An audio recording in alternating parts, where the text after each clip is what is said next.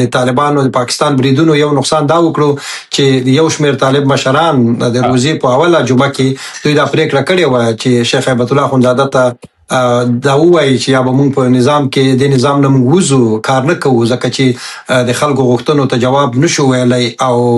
یا باید اصلاحات رامنځته شي، که نه په طور د احتجاج. موږ په دې حکومت کې په اوله دوره کې شپږو کسان به له حکومت تللو، په شمول د حقاني او نور کسان. په دومه مرحله کې بیا کېدای شي نور ملا برادر او نور مشران داسې یو احتراز هغه په اصطلاح د طالباني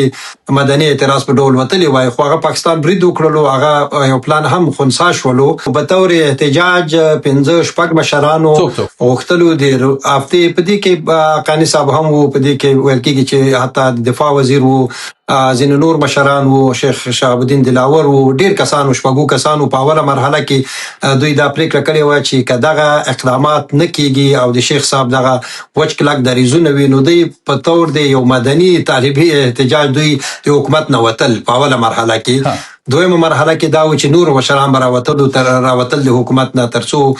داسې حالت رامنځته کړي چې شیخ هیبت الله دا درک کړي چې زما پالیسیانې چې دي دا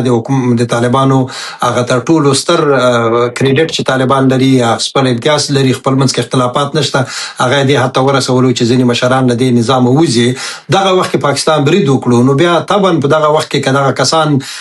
له نظام وتل، نو بیا به د پاکستان ټاپه پې لګېده.